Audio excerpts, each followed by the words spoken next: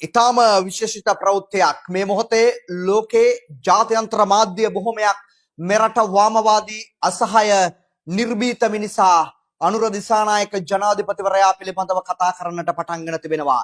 ඊයේ උත්තරීතර පාර්ලිමේන්තුවේදී ශ්‍රී ලංකා පාර්ලිමේන්තුවේදී මෙරට රාජ්‍ය නායකයා නිර්භීත ප්‍රකාශයක් කරනවා. මේ යුදමය තත්ත්වය තුල ඇමරිකා එක්සත් ජනපද යුද ගුවන් යානා දෙකක් මත්තලට ගොඩ බාන්නට උත්සාහ කළා. අපෙන් අනුමැතිය ඉල්ලුවා. මම ඒකට අනුමැතිය දුන්නේ අපේ විරුද්ධත්වය තරයේ ප්‍රකාශ කරා. ඒවට ඉඩ දෙන්නේ නැහැ මම. මේ යුද්ධයේදී ශ්‍රී ලංකා රාජ්‍ය මධ්‍යස්ථයි ස්වාධීනයි ඉරානයත් කොළඹ වරායට උන්ගේ දෙවෙනි නැව එන්නට උත්සාහ කරා. අපෙන් අනුමැතිය ඉල්ලුවා. අපි දුන්නේ නැහැ. හැබැයි මානුෂීය මෙහෙයුමක් ලෙස සිතා ඔවුන්ගේ ජීවිත අහිමි වෙන්නට යද්දී දෙවෙනි නෞකාවෙත් නේද යම් අකර්මණ්‍යතාවයක් සිදු වෙලා එහි සිටින පුජ්‍යලිය රෝගී තත්ත්වයට පත් වෙද්දී ඔවුන්ව මුදාගත්තා. පළමු නෞකාවට පහර දෙන්නට කලින් හරිද පැය 11කට කලින් දැනුම් දුන්න බවට ශ්‍රී ලංකා රාජ්‍යයට හුණ්ඩු විපක්ෂයේ බොරු කිව්වා. එහෙම දැනුම් දීමක් තිබෙන්නේ නැහැ. හැබැයි මානුෂීය මෙහෙයුමක් ලෙස සලකා අර පුජ්‍යලියෝ 32 දෙනා තුවාලකරුවන් 32 සහ අනිත් පුජ්‍යලියෝ ටික අර මලසිරුරු ටික අපි ගෙනාවා ගොඩට. ඒවා ඉරානයට අපි ඇරියා. ඒ මානුෂීය මෙහෙයුමක්. හැබැයි ඇමරිකාව නෙවෙයි මොකාටවත් මේ මාතෘභූමිය හරිද භාවිතා කරන්නට අපි දෙන්නේ. අපි ස්වාධීනයි මධ්‍යස්ථයි. මේ නිර්භීත ප්‍රකාශය ඔබ මේ දිගටම දුටුවේ. දැනුත් ඔබ මේ දකින්නේ අද ජාත්‍යන්තර මාධ්‍ය වාර්තා කරලා තියෙනවා. ශ්‍රී ලංකාව නැමැති රාජ්‍යයේ නිර්භීත මිනිසා ඇමරිකාව විසින් මේ කරන්න කිය දෙයට විරුද්ධ වී තිබෙනවා. හරිද? ඒ තමයි ශ්‍රී ලංකාව නැමැති රාජ්‍යයේ නිර්භීත මිනිසාගේ ස්වභාවය. ඇතම් රාජ්‍යයන් කියලා තියෙනවා නේද? ඇතම් මේ මාධ්‍යයන් කියලා තියෙනවා ඔබට පේනවා ඇති. හරිද? නේද? ඇමරිකා එක්සත් ජනපදයේ හැල්ලුවට ලක් කරමින්. හරිද?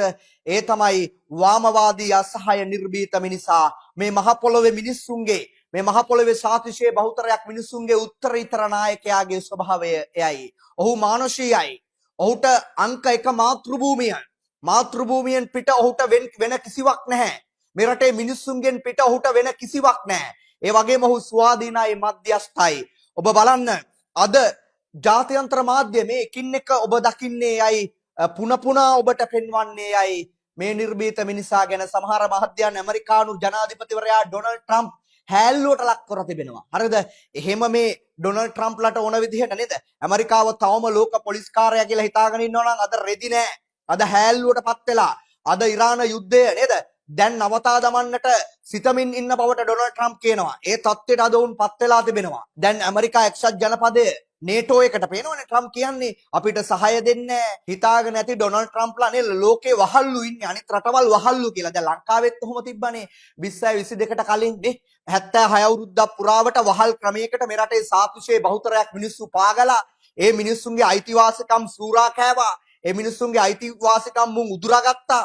හැබැයි මිනිස්සු පාරට බැහැලා ගහලා එලෙව්වා 2022 මැයි 9 ජුලි 9 ප්‍රජාතන්ත්‍රවාදය තුල 2.50ට වට්ටලා ඒ කල්ලි ඔක්කොම කුඩුපට්ටම් කරා ප්‍රජාතන්ත්‍රවාදය තුල 2024 සැප්තැම්බර් 21 නොවැම්බර් 14 ඩොනල්ඩ් ට්‍රම්ප්ට ලෝකේ ගැන නෙවෙයි ලෝකේ ගැන හිතාගත්ත හැකි ලංකාවේ මේ පසුගිය අවුරුදු 2-3 තුල වෙච්ච දේවල් දැක්කනම් වහල්ලු නෑ. ලංකාවේ නේද? ලංකාවෙත් දැන් මිනිස්සු වහල්ලු නෙවෙයිනේ. 76 අවුරුද්දක් තිබ්බේ ක්‍රමය ඉවරයි. වහල් යුගය ඉවරයි. හරිද? ලෝකෙත් එහෙම තමයි. ඩොනල්ඩ් ට්‍රම්ප් හිතාගෙන ඉන්නවා නම් තාවම පුළුවන් කියලා බෑ. දැන් ඒක පීච්චන්. දැන් මේ ජාත්‍යන්තර මාධ්‍ය වාර්තා කරනවා. හරිද? ශ්‍රී ලංකාව නැමැති රාජ්‍යයේ නිර්භීත මිනිසා එක පැත්තකින් ඔබ හිතන්නකෝ. හරිද? කතරම් බාධක අභියෝග තිබ්බත් අර පළවෙනි නෞකාවේ 32 දෙනාගේ ජීවිත මුදාගත්තා. හරිද? එතන මලසිරුරු ටික ගොඩට ගෙනල්ලා ඉරානයට ඇරියා. ඒ මානුෂීය මෙහෙයුමක්. හරිද? ඒ මනුෂ්‍යත්වේ. හැබැයි දෙවෙනි නැව නේද කොළඹ වරායට එන්න ඉල්ලුවා. දුන්නේ නැහැ. එහෙම දෙන්න බෑ. එහෙම දුන්නොත් එහෙම අපි යුද්ධේ පාර්ශවකරුවෙක් වෙනවා. හැබැයි ඔබලට ප්‍රශ්නයක් නම් කියන්න. ඔවුන්ගේ රෝගී තත්ත්වයටපත් වුණා. ඔවුන්ගේ පිරිසේ 204 දෙනා අතර පිරිස්. ඒ වගේම තමයි ඒ නෞකාවේ අකර්මණ්‍යතාවයක් කාර්මික දෝෂයක් ආවා. අන්න එතෙන්න ගිහිල්ලා මුදාගත්තා. මානුෂීය මෙහෙයුමක් කරා. නේද? අපි ජාත්‍යන්තර ප්‍රඥාප්තීන් වලට යටත් නේද? මානුෂීය මෙහෙයුම් එක්ක බැඳී සිටිනවා. අන්න මානුෂීය මෙහෙයුම කරා. වරාය ත්‍රිකුණාමල වරායට නැවරන් ගියා. හරිද? එහෙමයි. ඇමරිකාවේ වුණත් නේද? ඒ වගේ තත්වයකට මුහුණ දුන්නොත් ඔහුගේ නෞකාවක් ඇවිල්ලා ජීවිත බේරාගෙන ඒ වගේ දේවල් කරයි. ඒ මානුෂීය මෙහෙයුම්.